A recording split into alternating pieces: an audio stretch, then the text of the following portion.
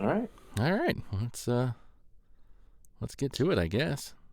Do it. What's so podcast number 2? Yeah, this is officially the Excuse to Hang Out podcast number 2. So we had, I think there was like 15 views on the other one. Yeah, I think last time I looked there was actually 19 views, which Oh my gosh, what's granted, viral? no, Viral? yeah, I mean it's viral. Viral. Okay. Yeah. I just wanted to say that. Did you want to say that? I just wanted to say we are viral. How many views does it have to get to be considered viral? Any idea? I think 15. Yeah. 15. 15. I think 15 is the cutoff point for virility. I think you're wrong. What? What do you mean? We lost our big globe as our sponsor. I got a cease and desist letter from them. Yeah, because I didn't have them anymore. I know, and I didn't have I didn't even have a globe to display, and that's why they were ashamed of me. It was because of you. Yeah. So podcast topic number 2: cars. Our cars we've worked on, cars we hate, cars we love. Cars in space. Just cars in space. If we get there, somebody's gotten there, so maybe we'll talk about that. Someone's gotten there. Not my car. Do you have a car in space? I mean, people can like have stars named after them. I'm just gonna claim that car. It's just out there. It's yours. Your star's name is Cavalier. Yeah. Any housekeeping you want to do? Anything you want to clear up from the last podcast? Anything that happened this week that's exciting? I hear that people do podcasts and they talk about personal things going on in their lives, but usually it's because they're celebrities and people care. Yeah, well, that's a misnomer. Nobody cares anyways. Yeah. Okay. People are just really, really bored in this world, I think. Yeah. Well, especially now they're stuck inside. That's true. But yeah, granted, if there was any level of care to give about a celebrity's life, it's definitely not there for us. I know. Someday we'll reach celebrity status, I'm sure, once we get to 28 views. Well, hopefully we'll have a little bit better audio this time. I've worked on it. Probably messed it up in new and amazing ways, but maybe not the same ways it was messed up last time, so we'll hope. But you are recording, right? I mean, that's... It says recording, so we're going to go with it. Well, I don't have anything... I mean, you were off all week, and with your feet up, having, a cooler of beer. Yeah, literally up on like a chair, ladder, whatever it took. Like George's recliner, Seinfeld, just open the side hatch and pull out a drink. That was you all week, I'm sure. All his shelves and storage cubbies underneath his desk so he could hang out under there at work. He took being lazy and relaxing to a whole new level. Yeah, that's his thing. Timmy did tell me about a salamander or some kind of a slug that apparently moves 16 feet every 12 years. It's not bad. Yeah, it eats every 20 years, so I thought, man, that'd be a pretty good one. I mean, how long do they live? Because if they live like a week and a half, none of those numbers are very impressive. They live 100 years, average of 100 years. But can you imagine 5 times? You only eat 5 times? That'd be kind of amazing, honestly. What kind of a slug is that? I don't know, he told me the name of it. Imagine the meal planning. It's like, I got to figure out what I'm eating. I got 20 years. That's true. I mean, you probably would want to plan a meal like that, but at the same time, you got time. Yeah, you got 20 years. So anyway. Is that a Snapple fact, or are you just teaching your kids things? No, it's from Ranger Rick. Oh, Ranger Rick. Okay. So, yeah. So good old Ranger Rick. I thought of some of these, our car's outline. I thought of some of that stuff in the shower. And then I started having shower thoughts about shower thoughts in the shower. And that was just weird. And then you ripped a hole in space-time? I was in the shower thinking about something, and then I thought about shower thoughts in the shower, and I was like, man, where did those originate from? Probably from the shower. Don't you have the best arguments with yourself in the shower? Do you do that? I guess I don't. That's never been my thing, is to have arguments with myself in the shower. You've never had an argument, like a fake argument in your mind about something, and then solved it, and you're always right in the shower. You've never done that. I guess not. I do it all the time. Like, that's the best thinking I do is in the shower. Huh. I know a lot of people say that, but I'm usually in the shower for like 5 minutes, so I don't get a whole lot of thinking done in there, I guess. Me too, but for some reason, that water on your head hot water on your head. I don't know. I don't know if it happened in the rain or if it's just a shower thing, but anyway, that's where I was thinking about this podcast outline. Well, to be And fair, I wanted to know if it would be awkward if we did our podcast with me in the shower. I mean, as long as you don't turn your camera on, I think we're okay. Okay. I just didn't know if you cared if your cheap ass microphone you sent me was waterproof. No, but just make sure just make sure it's plugged into wall power, and we're okay. And the other question that I thought of in the shower was, is it ethical to have an argument with someone in the shower? Like if you were about to start arguing, you're like, hold on, let's move this to the shower. Because I do my best thinking in there. It's a win-win because they're going to go, you know what? I'm not falling to the shower. And then you're like, fine. You just need to install a shower in your living room. And anytime you're like, you know what? I got something to say about that. And then you just like step into the shower and then you start making your argument. I mean, you leave your clothes on. But then if it doesn't work the same because you may have to be naked, then that's just something you have to deal with at the moment. And they can either stay or leave. That's up to them. You just need to keep like a bathing suit under your clothes at all times. Yeah. And then like you get into a heated argument and you just start standing up and you just take off your clothes to reveal a bathing suit and then you just step into your living room shower. Hold on. Let me jump into the shower. Those are the things I was thinking of. Yeah, maybe you should think about those things less. I'm sorry. So anyway, you have the outline. I do. So where do you want to start? Well, I mean, I suppose at the beginning, right? Beginning? It's just thrown together. Well, it's true. No order at all. It's good. Okay, so it's just some things to talk about. So, because as I was in the shower thinking about the outline, I had to run out of there and write it real quick while the thoughts were still fresh in my head, and it was awkward for everyone around me. So I ran to the bathroom. And is there any big reason you got into cars? I imagine for you it was probably more like you grew up on a farm, so you just had to work on things, and it just kind of fell into it, or did you actually have like an interest in cars? Yeah, I think I've always had an interest in cars, and I remember Aaron, 5 years older than me, was at RG Dreg doing the automotive side of his training, and I remember he took us to Hardee's. Remember Hardee's in Delton? I do. Yeah, we drove there in his Ranger, and he was just learning about. I think it was the first day they actually split an engine apart, and he was telling us all about how an internal combustion engine works, and it was just fascinating. I was probably 12 or 13, and I just was hooked at that point. I'm like, that's just amazing. I want to know more and more about these things. Yeah. And I know we worked on stuff on the farm and worked on mowers and all. You take things apart all the time. Like the mower breaks down and you just take it apart, but you're like, what is all this stuff in here? Does it need to be in here? Do you gonna put it back in there? And it never really worked when you got done the same. But it didn't work when you started, so it's like, well, yeah, you don't have much to lose. Yeah, but I never really knew how it worked. You just start taking shit apart. Yeah, you try to learn.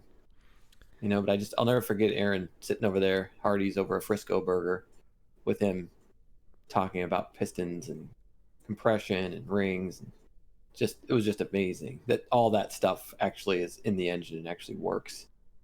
I don't know when you got started, but that was the earliest memory I have about my excitement of engines and cars.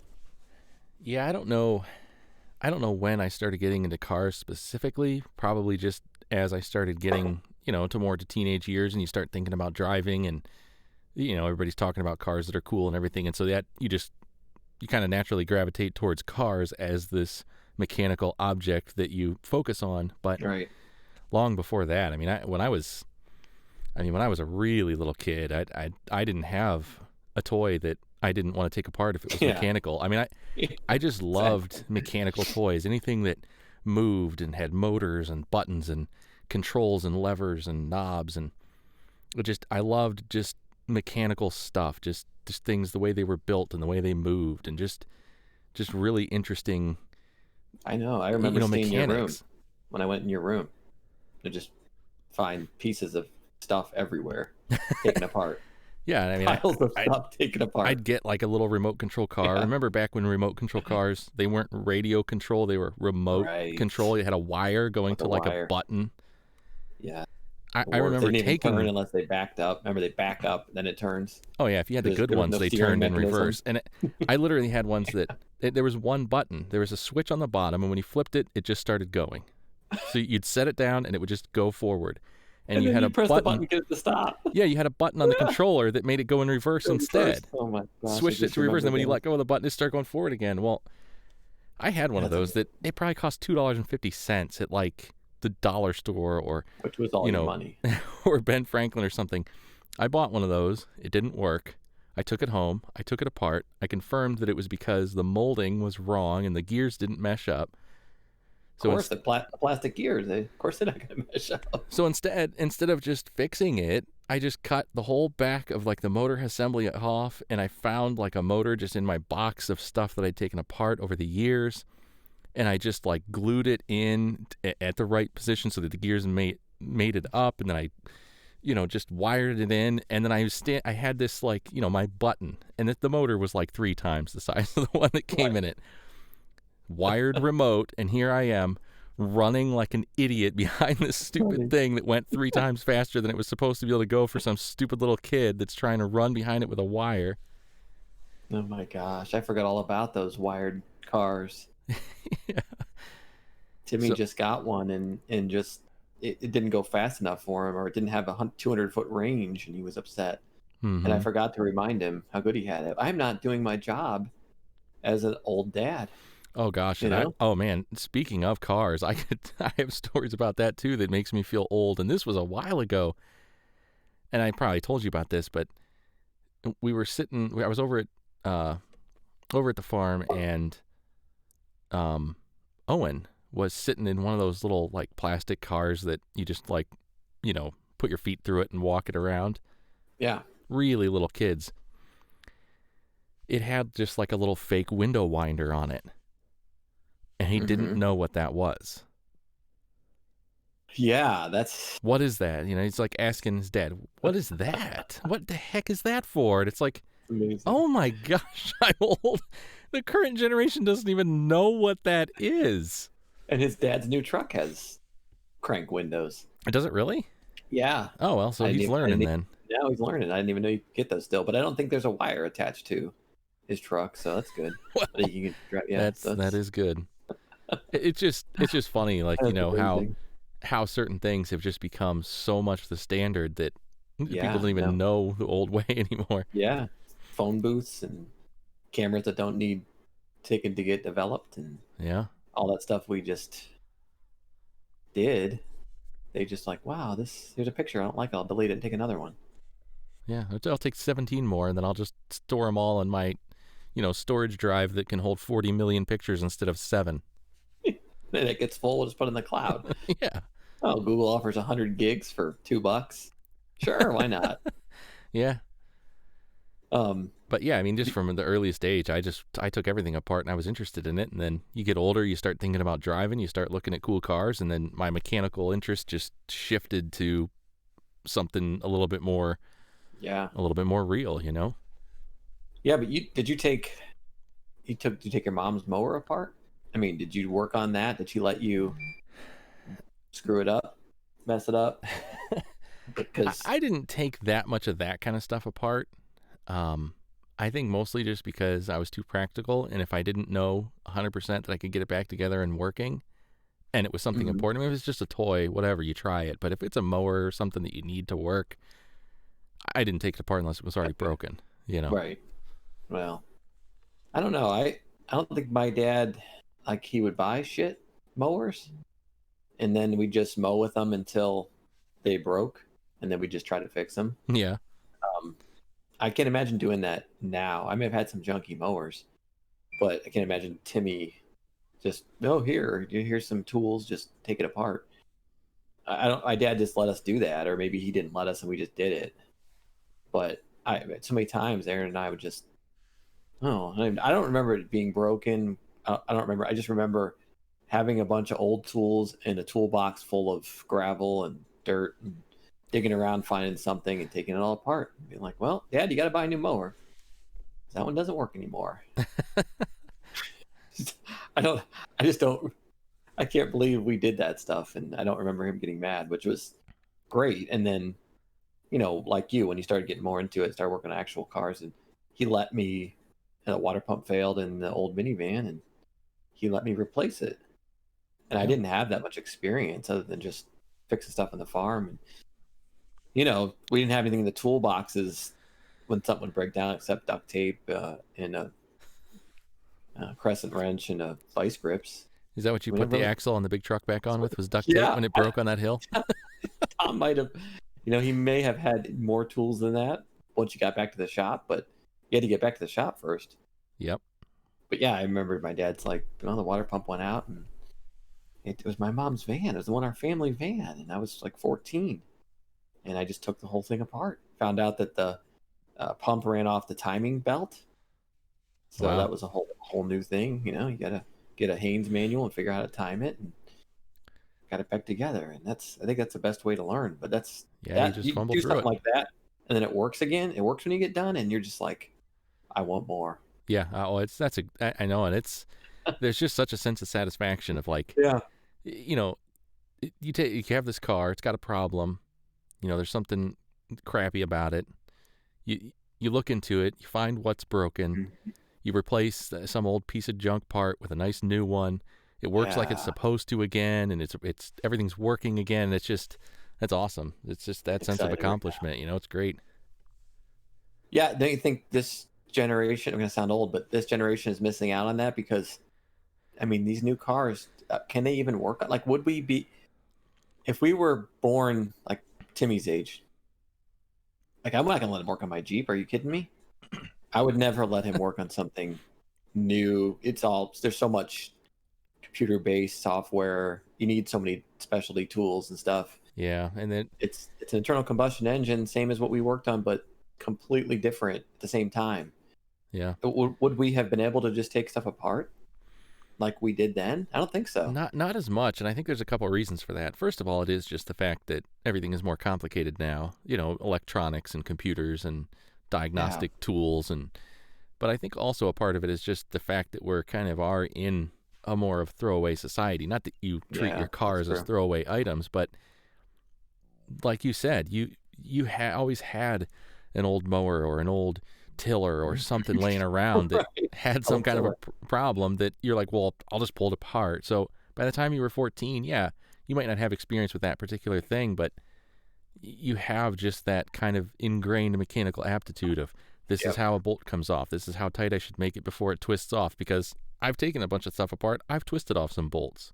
You get Isn't that that funny? The you get people you that get don't that work on feel, stuff, yeah, they like, hey, you just do it this. This is how you take it off. Well, it's not coming off. Well, then you pound it with your fist. You hit it with your hand as hard as you can. Like, you just learn how to take things apart. Yeah.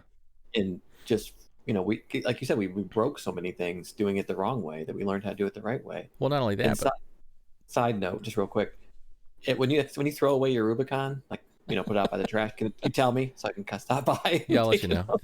Okay, I'll let you know. That won't thank end you. up in your ditch this time. Okay, good. I just when you put it out by the trash, you roll your trash can out, then you put your Rubicon next to it. Just let me know, and I'll stop and take a trash out for You you. drive past my house and my Rubicon is just sticking up out of the trash can like sideways. Tony threw it away. Dang it, I'll take it. So anyway, go ahead. Side note.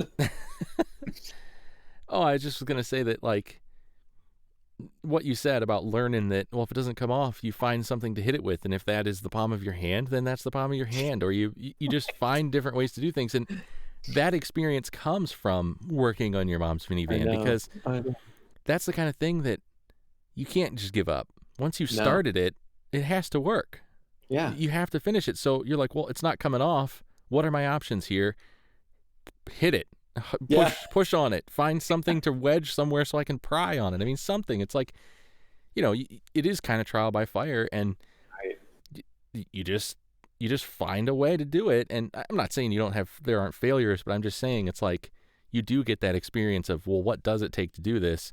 Well, Mhm. I just was out there by myself under this car trying to get something done one day, so I had to find a way to do it. So I learned how to do a lot of things. Yeah. Yeah. I had no choice. it. Yeah, it's just different times. I can't even stand it when there's like a dirty rag on my garage floor. And I repaired that van right outside my mom's kitchen door in our little garage. I know. I remember that. I mean, that's where we worked on everything. We washed our hands in the kitchen sink. We moved the dishes, and Yeah. then we scrubbed the grease off our hands. Yep. And then we dried them with her hand towel. Well, I'll say I'm not going to say that never happened, but I will say I did get in trouble for that kind of thing. Well, yeah, It wasn't necessarily the preferred way to do it, even though we did do it. Washed and put back. I used it again next time. I mean, it was clean. But you worked. I mean, how much stuff did you work on it at my house and in that garage? And yeah, I mean, you remember? Was it Nellie's Colt that we did? We had to take the crankshaft pulley off, and I don't know if there wasn't a hole in the side frame, or we ended up just like didn't you torch a hole in it? Yeah, didn't you torch a hole in it? Yeah, to get to it. It's like, oh, well, there's something in the way. Does it look structural? Yeah. Only a little. Well, get the torch out. I mean, there's probably a tool for that, but we didn't have it. Yeah. And that pulley had to come off. The crank pulley had to come off. So let's torch a hole. And look at that. The extension fits through that hole and made it easier. That's right. We worked on a lot of stuff together. I mean, the Ranger, you remember fixing the seals. Oh, sure. Yeah. Dropping the transmission on your chest. Right. Because we didn't have a transmission jack. Right. Well, why don't you just lay on a creeper and we'll just lower the transmission on you, and then you can roll out from under it. Okay. Oh, you can't breathe? Well, I guess we'll hurry then. Yeah, there's something we forgot to unhook. Oh, well, you better hurry up because it's on my chest. And I can't breathe. And we just laughed about that too. Yeah. Laughed about that. Laughed about the fact that there was like big grooves worn into your gears. And it's like, well, it'll probably be okay for another, 100,000 miles. Yeah. Actually, no, it wasn't the gears. It was the bearing races. Yeah, right. They had those. Because I don't think we were planning on doing those. No, we found all those bad when we took it all apart. Yeah. We just kept adding to it. Did you end up getting those bearings, or did we just kind of put it back together and hope for the best? No, we got them. We got a lot of stuff. You had your Subaru, remember? We ended up driving in a kind of a snowstorm up to Advance. Yep. To get a bunch. It was right before Ellie was born. Like any day now, I was going to take off work and take my wife to the hospital, and they're like, "Oh, she didn't have her baby. Let's work on another day." So you were down there every night with me working on that thing, and gosh, with both of us working on that was so fun, and I had so much confidence after we got back together that it was right. I remember just driving down the road. Usually when you get done working on something, you're hesitant, you're leery the next couple weeks, like, waiting for shit to fall off the bottom or something to just break, but I remember being so confident in that, like, oh, Tony and I did it. It's fine. Well, I don't know if that was misplaced or not. It was probably one of those situations where I just happened to be in college for automotive technology at the time. So I felt like, oh yeah, this is the way to do it. Yeah, it was great to have you. Whether it was right or not, it felt like it was right. Second guess things or catch things, or you'd seen more of that as those taken apart and actually the correct way to put it all back together instead of just, well, this probably work. And then you find out later, that's the wrong way. Yeah. Yeah, but there was you got through a lot of jobs on the farm with this'll probably work. And it did. It usually did. Yeah. Yeah, I remember writing that down in my resumes when you give a job application. They always love to see that you spent time on a farm, grew up on a farm, because that means you could think in situations where you didn't have anything and you had to you had to fix it quickly and get things working quickly, and But it is definitely, I mean, I'm not really following our outline, but a double-edged sword. You know how everything works, and then you know how everything works. Oh, I know it's the worst. It's terrible. Knowing how things work is a double-edged sword, because you know how things work. And I mean, especially on like a long trip where you have to get somewhere. Have you ever just been driving down the highway and it just hits you? How is this thing going to possibly make it where it's going? Not at any trip. Pulling out of the driveway, going into town. I'm like, we're not going to get into town. It's all going to come to a screeching halt. Yeah, and it's how They're it works. Shut the matrix off because there's no way it's working. This is all simulation. It's not working. And it's, you know how it works, so it makes sense. It's not like I'm incredulous that it can work, but it's like I know how many very specific, precise things have to be right, or that engine will just shut off, Right. or seize up, or explode, or just any of 40 million things. And it's like, oh my gosh, is this going to be the second where one of those things happens? Is this one? Is this one? Yeah, exactly. I mean, how many times did you not think of that driving to Colorado in our Jeeps? Did you, that every time there was a moment of quiet, like that thing's not going to make it any further. Yeah, It's you know, we're and not you, going to make it all the way to Colorado. There's just no way. yeah, you know, and there are times when it's not in my mind, but it's like, oh my gosh, I feel the tiniest vibration. I hear the tiniest click or tick or pop or anything. And I'm like, I'm on edge for the next mile and a half because I'm like, is that something failing? Is that, oh my gosh, that could be a bearing. That could be, it could be, Yeah. I mean, it's like all the millions of things that could be go through your mind. And then you're kind of like subtly testing things. You're like Yeah, kind of exactly. trying things with the pedal and the steering wheel, trying to like be like, okay, what was that? Was it something bad? Was it Can I nothing? recreate this noise? Yeah, What is this? Can I was do it it a again? pebble that got kicked up from the road? Was it nothing? Because all the things that it could be and how catastrophic every one of them could be. Yeah, it would be amazing to just flip a switch and get rid of all that knowledge and see what that felt like to just not have any idea what it is. Have the noise come and go with no knowledge of what it could be and just be like, oh, that's just a noise. Yeah, and But at the same time, then you can't fix it when I it was just gonna breaks. say, in the end, I would never trade it because Yeah. those things are gonna break, and yeah, it's bad to know all the horrible things that could go wrong and all the myriad ways it could be bad. But when somebody doesn't know and they hear a noise, maybe they're even more panicked because they don't know what that could be. Whereas certain noises I might hear where I'm like, oh, that's just this and it's no big deal. Hmm. And so maybe certain things just don't bother me because I know what they are. Or when something does fail, it's like, okay, well, I can figure that out. I can do something about it if I have to. Yeah. It is nice to have the option of fixing it yourself. Yeah, like you said, double-edged sword. And I wouldn't trade having the knowledge for the peace of mind that of not knowing all the horrible things that could happen. Well, do you think if you're mechanically inclined, that changes to other things in your life? I mean, you do housework, you fix stuff that breaks the house.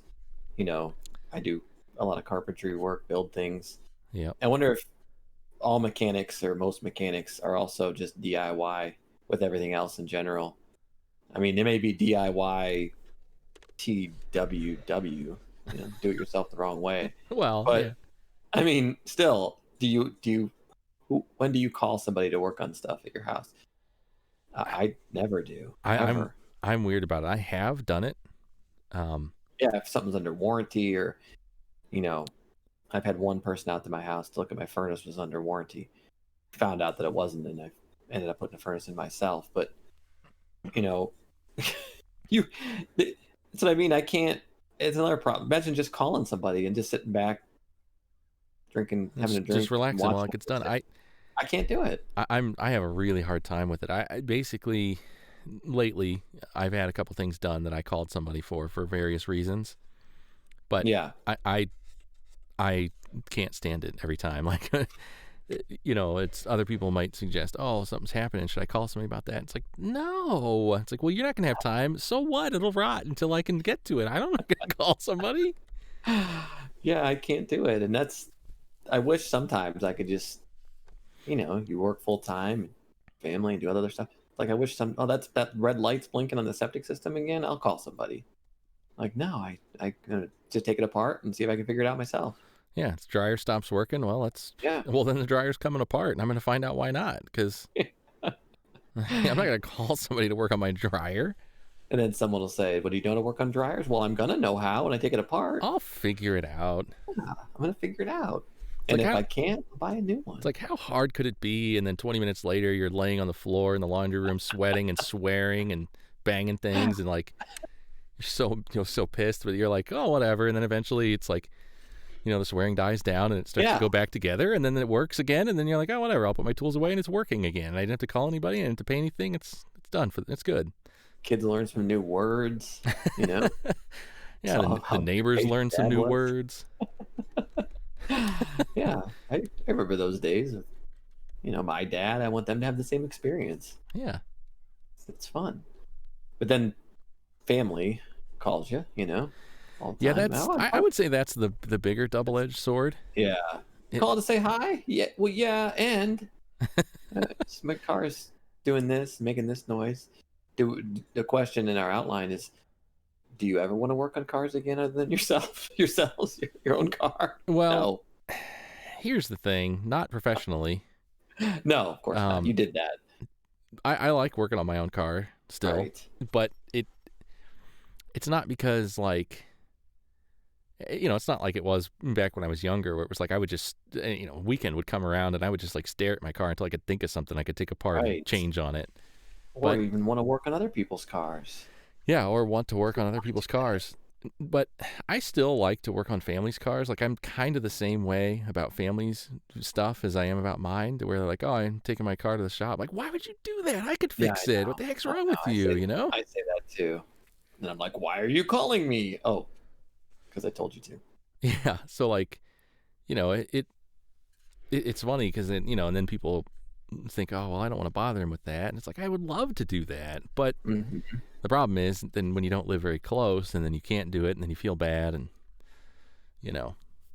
Yeah, it just seems like we used to have time for all that. And now you're like, oh, gosh, that's a whole evening? And I'm going to spend getting dirty and sweaty and yeah, working on a car. I could do sitting in my recliner watching Netflix. You yeah, know? yeah. I still don't mind doing it though, and I'm happy Yeah, I don't to either. help family when they needed it. But I mean, I'm happy. You're just saying that because family might listen to this. That's Come on, not that's be not it. honest. That's not it. That's not it. You know that you live that's in Toledo. You live that's way not out there. that's not all it is. Yeah. You're like, well, Tim's got a shop. I mean, chances are they're going to contact him first. So I'm going to say that. Yeah. Yeah. But no, seriously, it's like I'm all. It's like I have that thing in my head, the same thing for other people's, for my family's vehicles that I do for my Mhm. stuff. To where it's like, "Ah, you're calling somebody for that, like, I know. oh, that just but I have to get used to that too, because like I said, it's you don't live close anymore, you don't have as much time as you used to, and you just got to accept the fact that I'm just gonna have to let them take it and get it worked on because I can't Mhm. commit. I could sit here all day and say I'd love to work on it for them, but then how long are they going to wait until I can get Yeah. to it? Yeah. No one can usually wait to get Yeah. their car fixed. But even anymore, even with my POV, um, I like changing the oil in my Jeep and cleaning it, and because it's new and fun. But when my car is making noise and I got to do something to it, I'm like, I don't really want to work on that anymore either. It's come to that point too, where you're just like, I want to work on them if it's not broken, if it's maintenance, and If it's something it's I can do as a if hobby. it's just clean and relaxing Right? work, Yeah. it's clean work, it's relaxing work. I can just take my time, just get something done. But Hmm. if it's broken, it's like I need this thing to work. It's broken. There's a problem. I have to figure out what it Yeah. is. It's like that's time. That's effort. Yeah. That's just take it. Just give it to somebody. Let them May- deal with it. Maybe you hit on something there because back then, I mean, not that we didn't ever need to go to work, but it didn't seem like it was as pressing, because we didn't have jobs we had to do to get to at a certain time and, bills to pay. And it was like, Yeah, well, there's it so makes much sense, I want other. to fix it. Back in the day, my car was the only thing I owned that could ever need maintenance. Yeah, exactly. That's another thing. You So don't, it's you didn't like have anything else. you just work on the car. Now it's like you got the full time job. You got a house that breaks every 5 seconds. You know. You got a bad house. No, Mine's every 10. So like, it's not. well, better. It honestly, it's been pretty great. It hasn't really ever broken, but just little things come up that you want to take care of. Wait, is it stuff that you fixed previously? Because that not might be something. not so far. I haven't had the house long enough that my own screw ups are starting to come back to haunt me yet. Where you're like, who the hell did that? Oh, I did it. Yeah, That's right right. now it's always like, who the hell did this? But it's still always been somebody else. But eventually it's like, who the heck? So I guess I got to get my tools. I've been here for 9 years, so I'm starting to. I've learned so much more since then that when I go back to something, I'm like, wow, that's really bad. Why did I do it like that? So I have to Yeah, remind myself that, yeah, that was me. You haven't been there that long. not yet. A little over 3 years though. Wow, it's been 3 years. Yeah, almost 3.5. Actually, yeah, it's almost 3.5 years. It's crazy. Yeah. So what do you think we're all going to be driving electric cars in the future? I don't know. I mean, I think there's a lot of potential in electric cars. Don't you want to drive one? I do. The thing is, there's a lot about electric cars that's awesome to me, and there's just something about it. Like even back in the day of like RC cars. I mean, I know it's kind of a stupid comparison, but It is a stupid comparison. well, Go ahead. everybody was always into like the nitro cars because they had real engines on them and they were loud and they were fast. And I'm like, but just think about just the quiet, smooth, torquey potential of electric. It's just so Yeah. awesome. And then you called Elon. You said, "Hey, I got an idea," and then he ran with it. Yeah, I know So he how was still your hasn't idea? he still hasn't given me my cut. I'll tell you, Still sent you a check. right? But Well, yeah. I mean, it does seem the simplicity of it, doesn't it? I mean, yeah, and it's just I mean with electric, it's like you can just get that just like smooth, infinite control of it's just just torque. it just seems Your so much torque. simpler to You know, me. I mean, again with that with that idea of all the things that have to be just right in an engine for it to even turn on. yeah. And now, granted, I'm sure electric cars have 40,000 computers and speed controllers, and I mean, I'm sure they're I don't know ridiculous. anything about them, and that bothers me too. Yeah, I'm That sure they're it, ridiculously complicated, and a million things have to work for those things to work too. But just at their base, at their simplest level, it just seems so simple and awesome to me. it does, and I just reading about them and watching them videos of them. It's insane. There's a new Mustang that I know they came out with that E Mustang or whatever, but they have a new Mustang Mach E 1400, and come to find out the 1400 is the horsepower.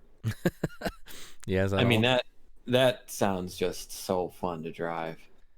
I mean, I just want to try it. The guy that drove it, um, he said it accelerated like a magnetic roller coaster, and he was scared. This was a pretty famous race car driver, and said it just scared him. It launched so hard that he hit the brakes and said, "Is that okay?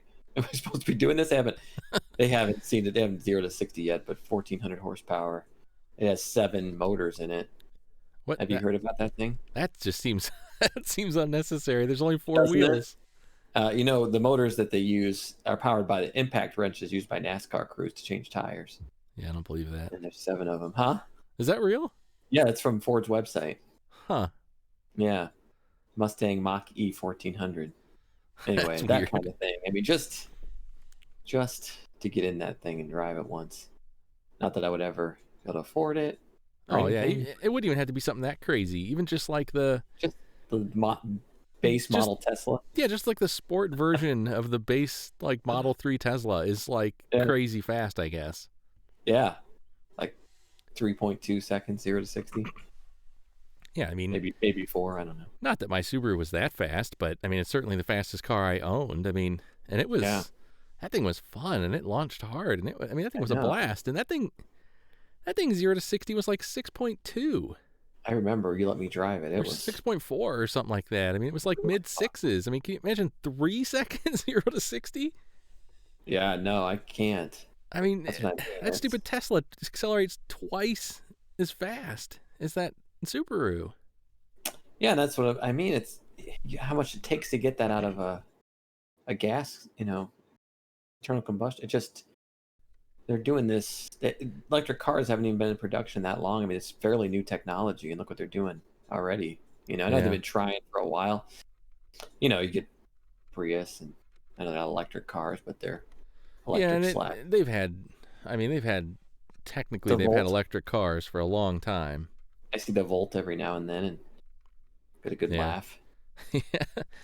You Well, know? even in the 90s they had an electric car, but like the first couple, but I think part of the problem back then was the battery technology. Yeah, that's And what they're improving on. the battery technology has just come so far. You can get so many more amps out of them. Yeah. Safely. I mean, back then, I mean, sure, you could get a lot of amps out of one of those older batteries, but you could do that once and then they'd overheat. Yeah. And then, Yeah, all every the time you technology charged is them, they built lost like better. every time you charged them, they lost like a 0.5% of their performance. So, Right. they'd last like a year, and then they would be like drive you half as far as they did when they were new after like a year. So do you know that about the new they maintain the same distance pretty much, the charging capacity and all that? I mean, A that's lot better. I saw a yeah. report. Oh gosh, I just saw this report the other day, and I shouldn't quote it because I'm going to be wrong. I should look it up or something. But they were talking about the percentage of performance that's still left after 5 years, and it was surprising. It was like 83% or something like that. Which, Wow, that's good. I mean, I know that doesn't sound that amazing, but it's like, well, I mean, if you drive a gasoline car a lot, and by 10 years you need a new engine, Yeah, and a new everything else. So it's like, everything else. so heck, I mean, if you can get 8 or 10 years out of one of those battery packs, I mean, that's not as bad as it could be. But like I said, Yeah, I don't remember the exact numbers, but I remember thinking it was a little bit better than I expected. that's that's pretty good. That's what's stopping me from owning one, right? I was just gonna buy one, and yeah, you know what? Oh yeah, I could you'd have two Teslas in your garage right now if have you a were float. confident about the battery technology. Well, if you can get me to space, I heard there's one floating up there, so See, I think, maybe you could bring that one believe it or down. not, I think getting to space would be the easy part.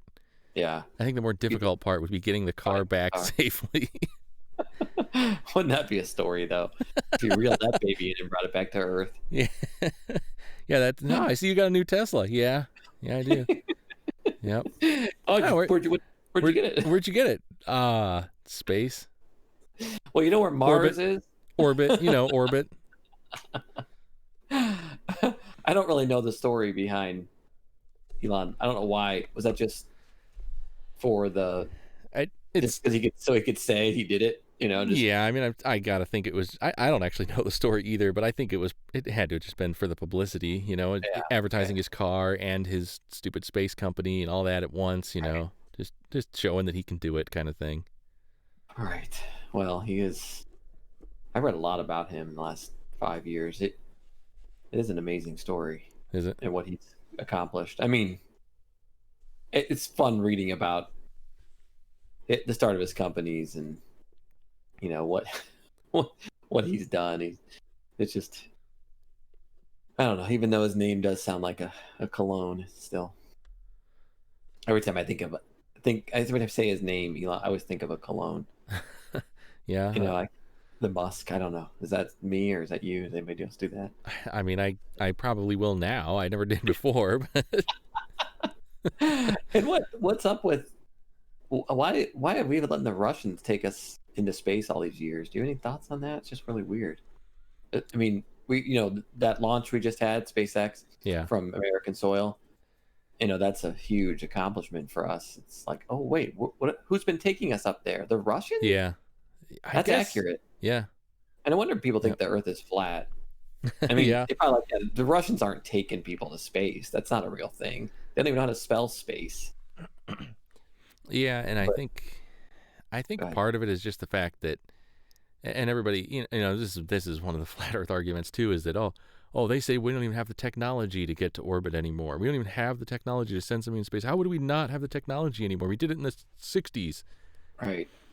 Well, it's kind of a it's kind of a backwards thing. When they say we don't have the technology anymore, basically what it comes down to is that the rockets that we built back then, they're not practical to build anymore, and we don't have the blueprints for them anymore, and it would be so freaking cost Expensive. Yeah. ineffective that it wouldn't be worth it.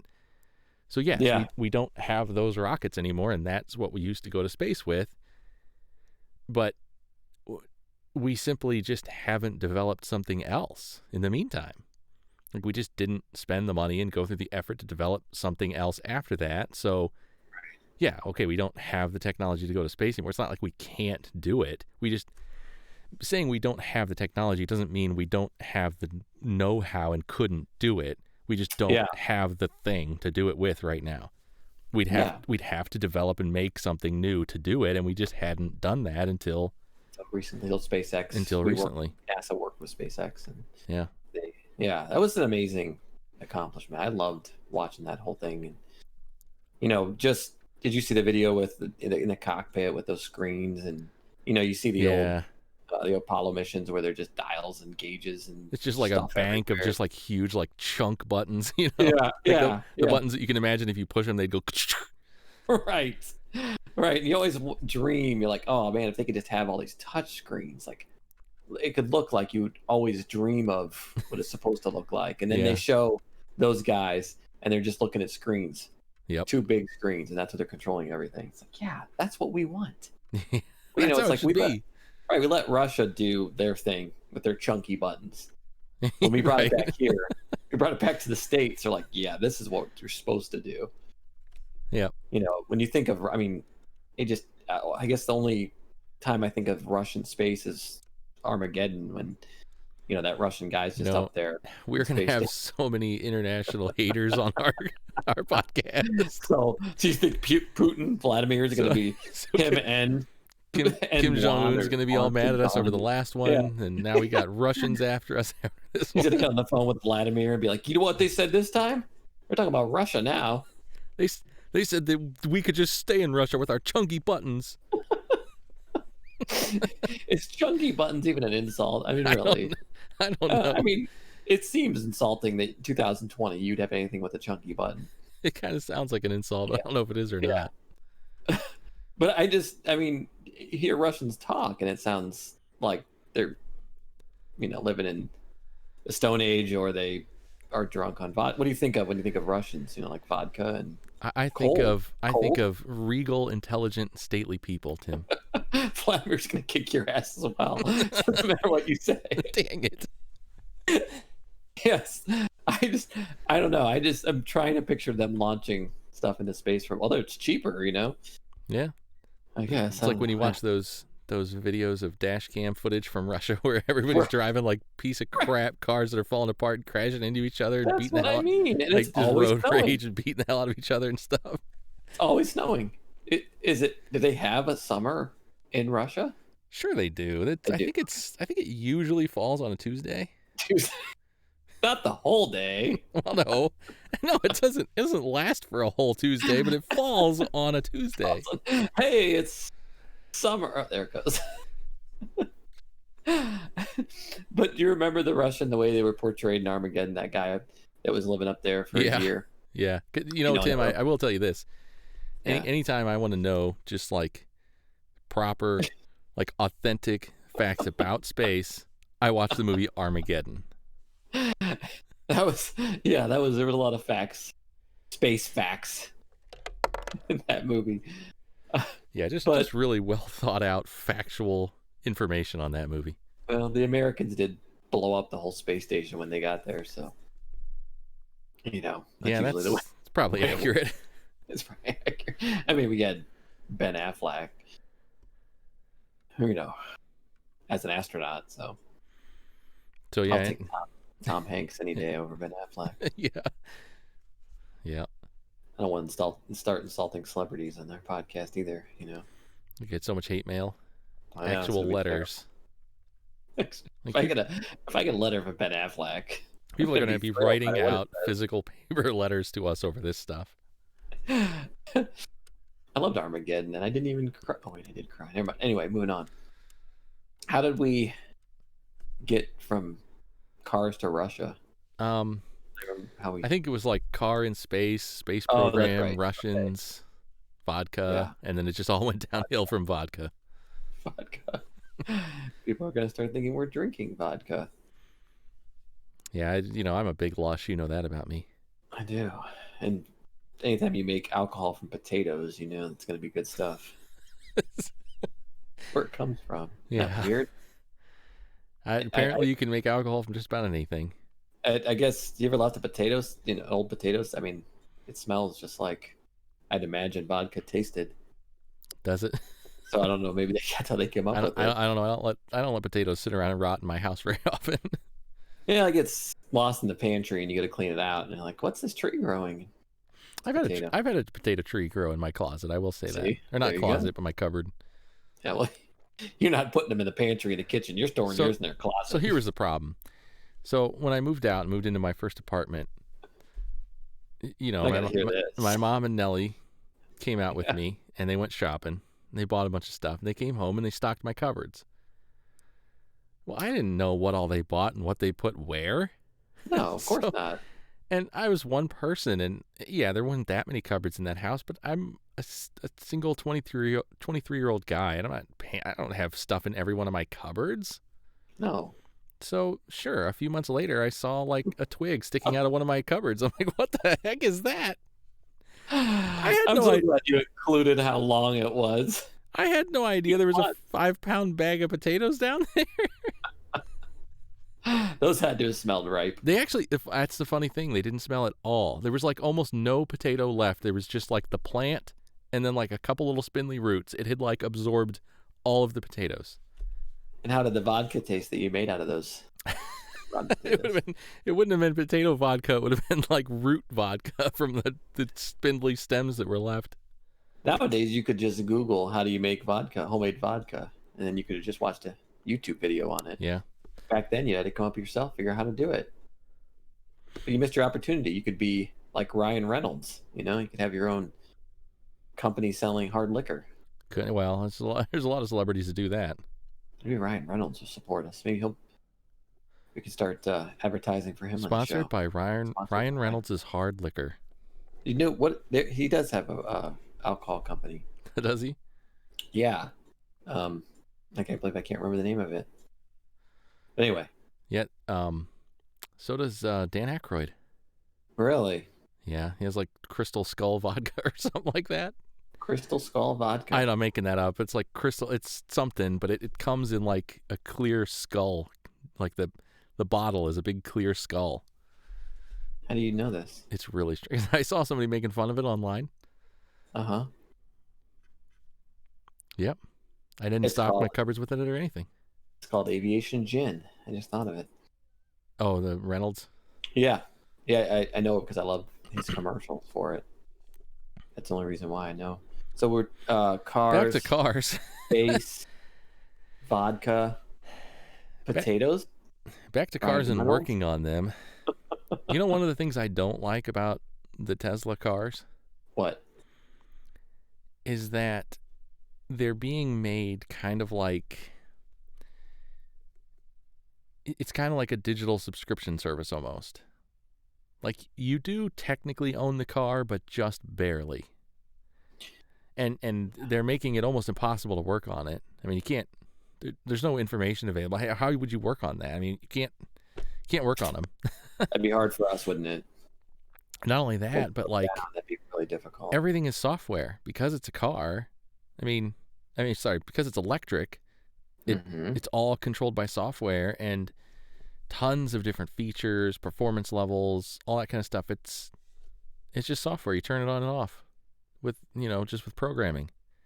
And so you're not out in the garage on the weekend adding performance updates. You're not going to throw a bigger exhaust on there and get you 20 horse. Well, not even just that, but like when you buy the car, you can just pay to add features later and they just do it through programming over the internet. Wow.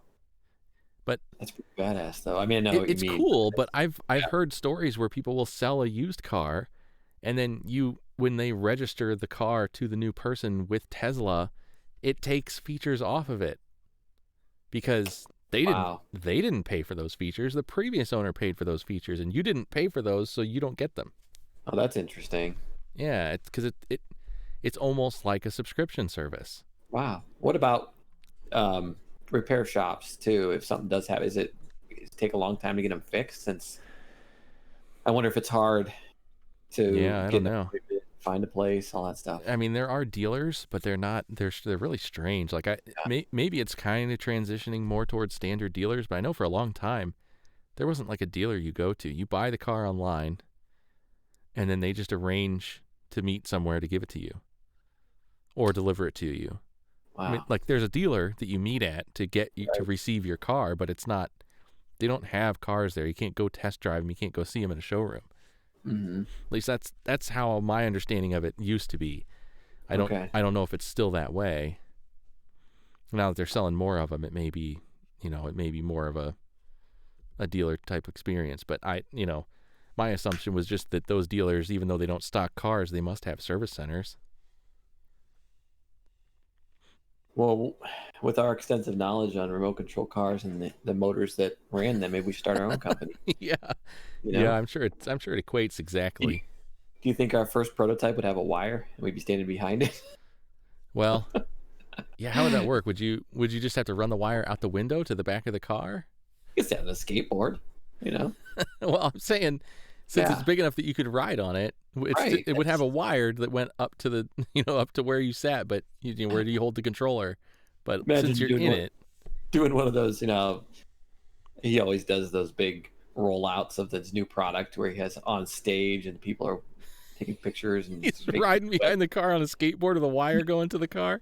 You and I, this is our prototype. We're going to get better. I promise. We're going to eliminate the wire in the next model.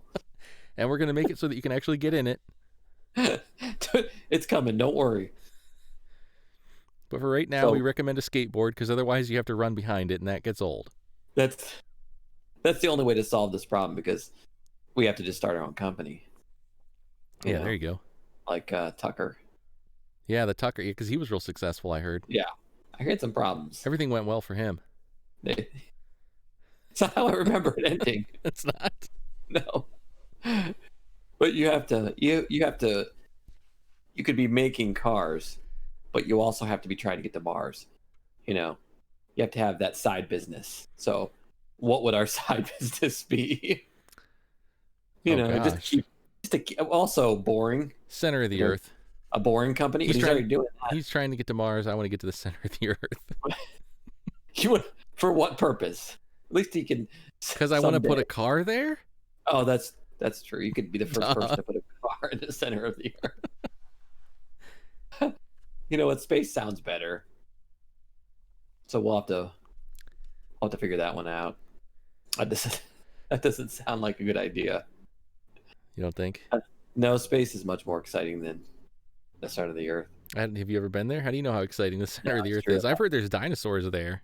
I was just gonna say I've seen a couple movies that I'm sure is, very true. That Jules Verne, I guess he was there, right? Yeah. And then Brendan Fraser after him. Brendan Fraser was there. Yeah, but he was also hunting mummies, so I just don't believe it. But not in the center of the earth, though. He wasn't. No, that's true. There was no mummies there. Just dinosaurs. Just dinosaurs. How did that happen? I don't even remember that. I remember how that all came. Now you'll be down there, be like, well, there's a dinosaur and there's Tony's car. My car's just gonna be sitting there, just in the corner of the center of the earth, like dinosaurs walking around it. Dinosaurs in Tony's car. But you can't just have a car company. You got to have a car company, a space company, and then a boring company. Like boring as in not very exciting, or no, underground type boring. I know. Yeah, I saw Jay Leno driving his new truck and like it wasn't planned. You're like, oh, you want to go in one of my tunnels?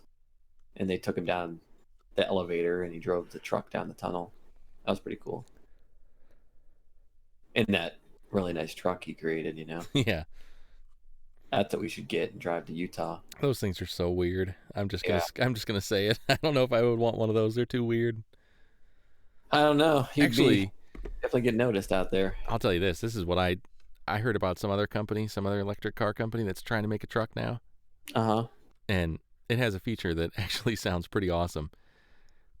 Since there's just a motor at each wheel, there's no reason you can't control each one independently, Sure. So there's a mode where you can have one side go one way and the other side go the other way, so you can just rotate in place. Wow. So you can do like a 360 like tank style turn. Man. It would be pretty hard on tires if you were on pavement or concrete.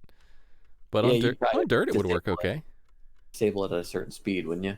Oh, well, obviously, but I think it's just like a maneuvering thing to where if you're not moving, you could shift it, side to side a little, but if you had to. But I mean, it'd be great for hooking up trailers and stuff. If you're just a little bit off, you could just shift over a little. Parallel parking would be a neat breeze. Yeah, but like I said, would you ever shred some tires? Man, Well, it I think wouldn't necessarily work that great for parallel parking, but because it's not like the car can drive sideways, it just can rotate in you can't. place. You just rotate. Okay, I thought maybe you could just turn them and just drive into place. They have cars. They have cars that do sort of that, where they have dual steering, so that the front and back tires steer, and it basically it gives you a tighter turning circle if they both turn opposite directions. But if they both turn the same direction, the car just kind of crabs to the side. Why do I remember that being a thing growing up where they had trucks like that? Yeah, That's very long. the GMC, I think the Yeah. Denali or something had it for a while. Okay, so I'm not It crazy. didn't last very long. It was probably the kind of thing where it was like, it helped in like 1% of situations, and even in those situations, it only helped a little, and it was just complex and expensive and caused problems. And Yeah. I mean, how often does like the steering system on a car wear out joints and linkages and stuff? And now you're just doubling all of that. It's just what a pain in the butt. Just to get a better steering radius. Yeah, I mean, it's a neat idea, but it didn't really catch on. No. So, is there any cars that you hate and love to laugh at? I mean, I always go immediately to the Prius. Yeah. I saw one today. Emma and I were out walking the dog, and every time I see one, I just feel it's kind of cringe. I don't know why they can't make them look nice and be fuel efficient. Yeah. Like why do they all have to have that? I just don't like it and want to blow it up look. I think part of it is that's like for aerodynamics. Really? So that's like an aerodynamic look, I think. 1 mile what do you improve with? I mean, Yeah, not much. I how don't. about you get rid of that and you just advertise it at 43 instead of 44? I mean, Yeah, I mean, yeah, I know. And actually, the Prius was like being developed while I was in school in college, so that might date me a little bit. yeah, it But does. they had a Toyota training program at my school, and they brought one in. I'm sure I've told you this before. They brought one in like before they were even released. I don't think you told me that. Really? Maybe They brought one in for us to look at Oh. and check out. Like, so it was mostly for the Toyota program to see, but like it was there. So they took us over, and the Toyota rep like went over all the cool features and stuff. And at the time, I don't know how much of this made it to the production model or how much of it is still on them, but there was just some really neat features. It was one of the first vehicles I ever saw that had like the HID headlights. Oh yeah.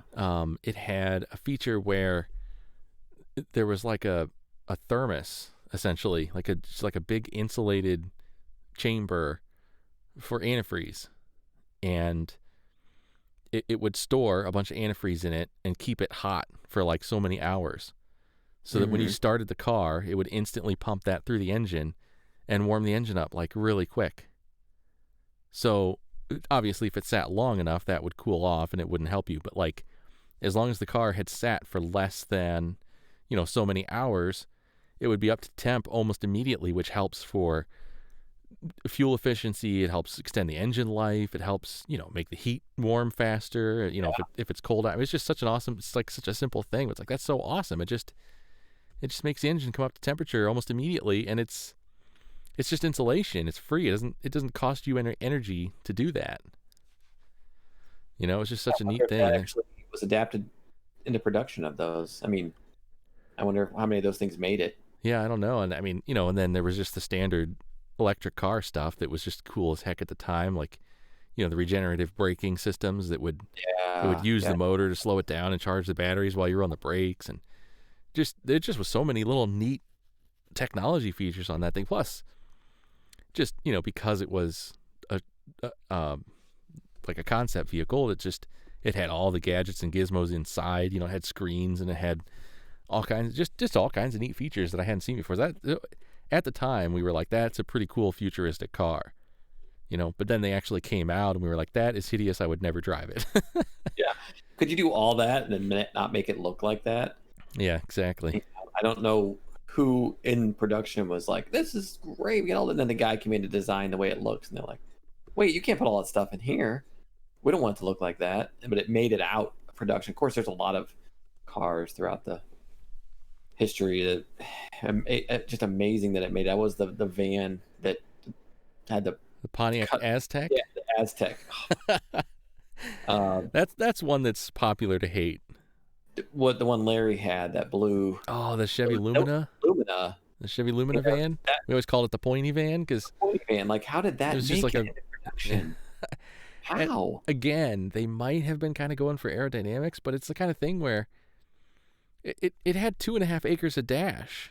Yeah. I mean, it had so much unusable space in it. It was pathetic. There was a child in there, like, where's my son? And oh, he's in the dash somewhere. No, he's either in the dash or I bumped into him while I was pulling into the garage and sliced him in half.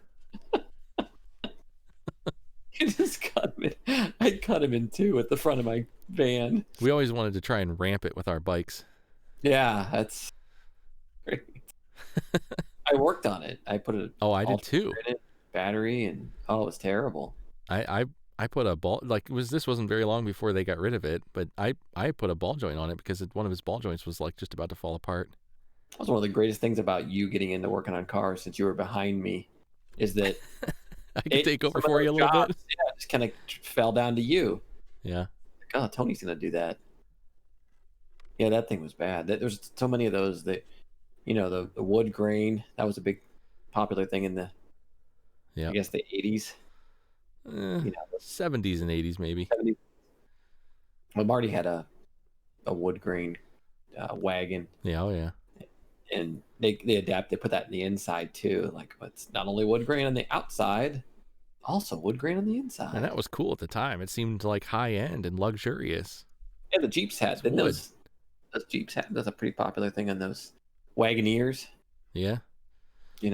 Oh heck, even up through the 90s and 2000s. I mean, a luxury car, they had wood trim in place. They polished wood trim. Now it's stupid. That's all been. That. It was really nice. It was beautiful. Yeah, but now even that has been replaced. Now it's all, aluminum and carbon fiber and stuff like that. It's all these space age materials instead of wood now. Yeah. That I know I had my BMW at the time. Laura's brother had a Kia, and it also had the wood grain inside. And he was in my BMW, and he said, "Oh, my Kia has that too." And I was like, "Does it though?" But did it though? Did you look? Did it? I worked on it every other day, so it was one of the first when they first started making Kias, and they didn't make them. They didn't know how to make them, so they worked like for a long period of time. Yeah, I mean, I think like 10,000 miles was what they designed them to run to, and he's made it a little further than that. But I just remember taking it apart. Like, wheel cylinders were just junk. 40,000 miles, like things that just don't fail, always failed on that thing constantly. And so didn't the transmission finally fail on it or something? That was why you got rid of it? I think so. Yeah. I think the transmission went out. That's what I remember. I don't know if I'm right, but that's what I thought. Yeah, probably. I mean, everything failed on it. I mean, I'm sure Kias have gotten a lot better now, but yeah, I from what I heard, and this was even a while ago, but like you say, when they first came out, they were super cheap, so people bought them, but they were throwaway cars. They did not last. But like, it wasn't very long before people started talking that they were like the most improved car brand. And I mean, I don't know this for a fact, but I'm pretty sure nowadays they're pretty good. I see a Kia in your future. Are you going to a Kia? Next year you're gonna be like, let's go back to Colorado, but this time I'm taking my Kia Telluride. Is that what they're called? Yeah. Oh wow. You get a Telluride, so we can go back to Telluride. If anybody's going to one, it's you. Already know what it's called. I started noticing them when we went to Telluride. I was, oh, wow, what, it's named after the ski town that we went to, and yeah, I was thinking I'd probably just take the road there and that, though. I probably wouldn't take Black Bear Pass to get there. I think it might be fun to try. Be good advertisement for him, Maybe we get Kia as a sponsor, and we'd like, look, here's the pictures and the video. We barely even rolled your Kia on Black Bear Pass. Their idea would be, we'll give them the sponsorship, we'll pay them. They're gonna die anyway when they try to take our Kia across Black Bear. So it won't last long, and it'll be a good story, good publicity for us as Yeah. they show a few of them rolling down the hill. That would be really fun if you could take something out there like that that you didn't care about. Have you follow me in your Rubicon, but just not worry about it, and have the money Yeah. to get it down if you get stuck up there. Yeah, because Because I the worrying about it part's the part that's not that fun. You have to right, you have to learn to get past that. right when we got kind of hung up in my Jeep up there, and it's like, I need this to get home. Yeah, I know. Things brand new. Yep. Let's hook a tow strap on it and pull them down. Now, how Yeah. about we don't? Yeah, what was that guy's? Why was that? That guy I was don't know. came I don't know. I'm so glad I listened to you and Valerie. Shout out to Valerie. Yeah. Shout out to Valerie for being like, I'm down here too. Let's not listen to that guy. Yeah, I don't. It's funny because I know you had some experience in four wheeling, but you never had experience at that level. But Well, we didn't try his way, but your way worked perfect. And I know you put some rocks that are there, but we got through it in what, 30 seconds? oh yeah, it was You easy. just drove through it. Yeah. And I'm not giving any credit or shout out to my driving skills, because all I did was do what you told me to do, Well, and I do it downhill. But I just yeah, can't I mean, imagine if it he'd done that with his toe straps, and I don't know. That was just a bad plan. yeah, it's one of those situations where I think everybody was just making it more complicated than it really had to be. Yeah. Yeah. It was just like, look, I'm standing. There's a little hole. Let's just put some rocks in it, and you'll drive right down. It's no big deal. Don't worry about it. Oh, it was fun. Man, But was that fun. yeah, Katie and Kevin in the back, just chilling. yeah. Next time we got to go to Moab, so it's a little bit like it's a little different there. It's a lot different. Yeah. And there's a place you probably know about it out there in Utah that is supposed to be one of the best places to see stars. There's a park, maybe pretty far from Moab, but Probably. I was reading about it. I'm like, wow, we need to head there after Moab. Yeah, I'm game. Just probably 8-10 hour drive south, whatever. Yeah, I'll just pack up my telescope and I'm there. Yeah, there's something like, the average person can see like 1,000 stars, and here you can see like 200,000. Wow. So that'd be amazing. Finally, answer that age-old question: is the Earth flat? Yeah, that is an age-old question. No, it isn't. It's been answered. But I was Googling. the question is age-old. That we've just had Yes. the answer for it for a long time. I was Googling the best place in America to see the Milky Way, and that's the first one that came up. So I'm like, wow, this happens to be in Utah. 29 are going. Yeah, let's go. So I'll be there in 20 minutes. Yeah. Imagine that, though, if back in the day, you could have done that. We could have spent we had the time but not the money. Mm-hmm. But we could have literally just left. Yep. And I could pick you up tonight. We could do that now. We could afford it. But people might say, like my family might say, where are you going? And I'd have to tell them. Yeah, and then like tomorrow our bosses would be like, where did you go? No, What's we it to can you? call off. We have vacation. That's you true. know? I do have vacation. Let's go. What the hell are we talking about here on the internet for? Get out here. Just show up at your house. Thing is, I wouldn't even have to pack anything. Just pick stuff up on the way. We have to do that sometime. It'd be like that picture of the cat holding the steering wheel that I sent you. Yeah, that'd be awesome. You just plug out and just be gone. But come back. Yeah. Maybe. Maybe. Probably. Maybe. So you have anything else? Oh, not much. I mean, I don't know if we covered everything on your fancy outline, but I've been kind of deleting them as we were talking. oh yeah. And I know I was, one of the things in here was cars that I'd love to own someday drive. Well, I picked the electric car. And it'd be a Tesla. I just want to drive an electric car. Yeah, I mean, there's a lot for me, but I mean, that's one of the big ones just because it'd be so different. Maybe I'll pick the Mustang. Maybe I'll pick the Mach E1400. Hey, if you're going to pick random stuff that we'll never actually drive anyways, you might as well go big. That's the biggest I can find right now. Yeah, So well, I'm picking. I want the that Porsche electric car. Oh, see, I don't know about that one. Yeah, that's a good one too. I don't think it has Yeah. 1,400 horsepower, but it's still pretty awesome. Yeah. You know what? I want American. Okay. Oh, okay. Christmas. You're terrible. A communist. Communist because I want a Porsche. Not even because I want one, but I want to drive one. That just automatically makes you a communist. Probably. Another reason for Vlad to hate us. Hate you. I'm the one that wants the communist car. That's true. You got two things. You gave him some positive feedback on Russia based on nothing. I don't think Porsche is a communist company, but It's not. Just in case Porsche wants to let us drive a car. I love you, Porsche. And I've driven one. Have you driven a Porsche? No, I actually haven't. Alan Gazy. Shout out to Alan. He had a Porsche and he brought it over. I drove it. So yeah, I'm in that camp as well. That was fun. Drove it down to Jeff's house and turned around in his driveway by the barn. Just because I was in a Porsche, am I going to not turn around someone's driveway that I know? Yeah. I will say this.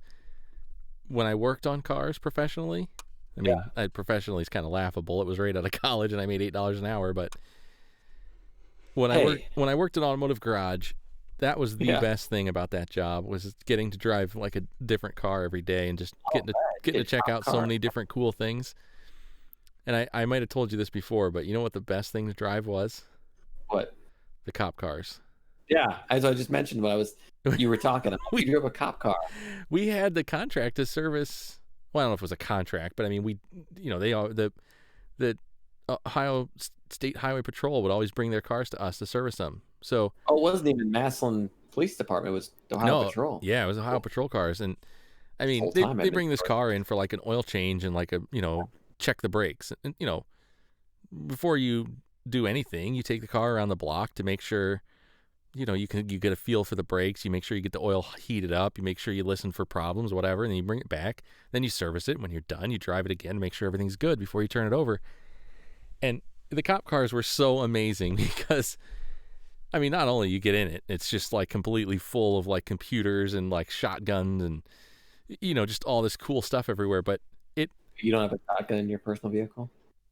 Again, anyway, it's again with like the conspiracy theories, First it's flat Earth, then it's the conspiracy of me own guns. I don't know why we talk about so many conspiracies. Mounted in the center of your car. However, I will say this: if I were going to own guns, back to like being mechanical and liking mechanical things, I think actually that's a part of why I like guns. Now, don't get me wrong, going on the range, shooting, and all that stuff would be fun if I ever did that.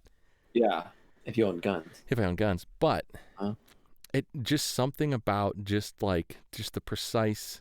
Oh yeah. Just the precise fitment and the mechanical like clunking and just all like the mechanics of it is just neat, It's just cool. If we owned a gun, can you imagine going out shooting and then coming home and taking it all apart to clean it? How much fun that would be? No, I can't imagine it. Okay.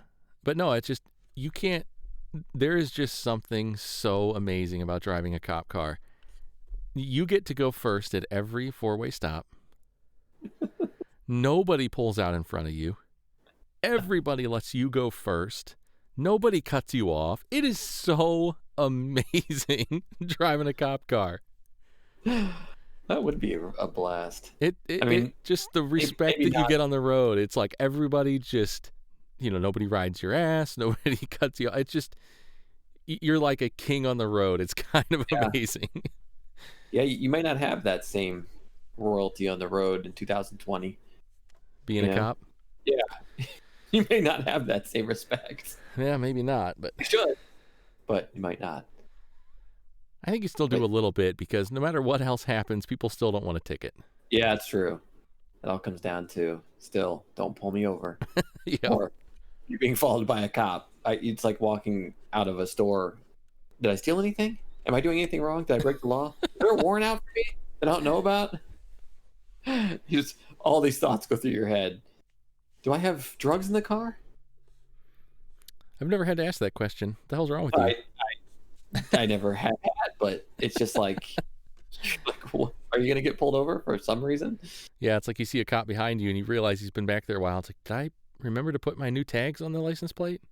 Yeah, okay, that's innocent. Never mind. That kind of stuff. Did I remember to put the new tags on? Did I? did I make sure that the body was completely hidden in the back seat? I mean, did I remove the body from the trunk?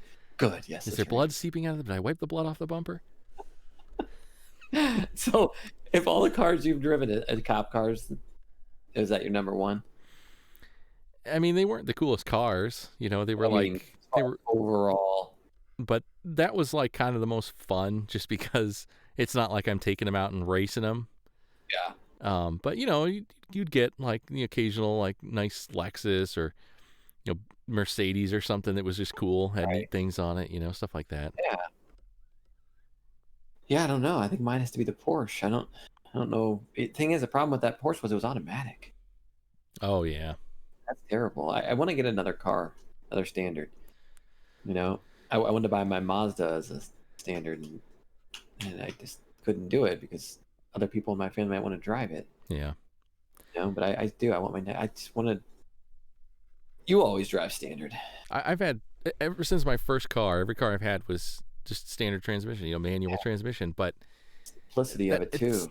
And it's one of the things that is actually making me think I'll probably hold on to my Jeep for a while, is because like any other vehicle I can think of that I would want right now, they don't even come in manuals. Yeah. It's like, well, what's the point of that? No, I miss driving one. And then that's reason why if your transmission goes out, it's as bad as worse than the engine. You fix it yourself, and that pisses me off. And the Trailblazer, we were pulling out of Starbucks, and reverse doesn't work anymore. Well, that's convenient. Yeah, it's not like a manual transmission can't fail, but it just seems like it's a little less likely to just suddenly it doesn't go, and there's nothing you can do about it. Unless the clutch fails, and you can replace that if you have to. That's not exactly. We've done a ton of those. I mean, we talked about that earlier. You put the transmission on your chest, and you roll yourself out from under the car. Right. But yeah, that day it had to just go forward over the curb, and a lot of strange looks. But what are you supposed to do? End up driving like that for a while. You just always have to prep yourself for knowing that you're not going to be able to go backwards for no reverse. Yeah, or park on a hill, and after a while, I guess I got to replace it. So that's all I got. Yeah, I think that's an hour and a half.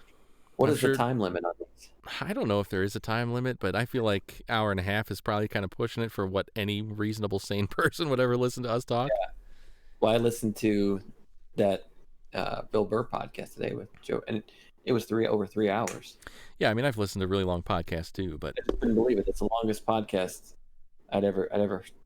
It was 3 hours and 30 minutes. It's crazy, but that was Bill Burr.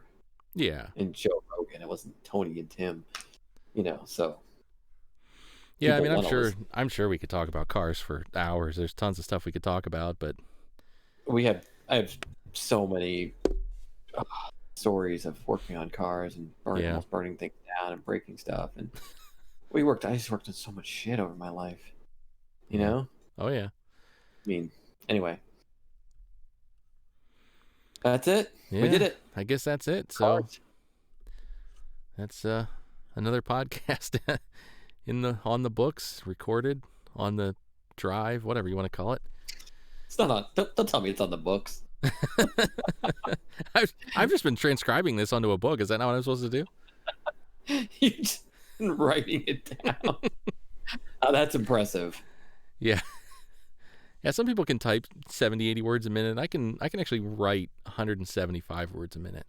Yeah, I guess what are those people at court that dictate all the stenographers? Yeah, I don't. That's a specific kind of language, isn't it? It must be. Yeah. Well, that'll be our next topic. Court stenographers. I have such extensive experience. You could make that into a whole thing, I guarantee it. I'm sure you could, but my extensive knowledge on it has pretty much already been covered. Mine's that old lady on Parks and Rec. Yeah. That was taking notes during the whole time. That's the only time. Yeah, when they always go back to it. Yeah. The statements. Yeah. Well, I guess end recording. Yeah, I guess we'll call this one good, and we'll do it again in a couple weeks.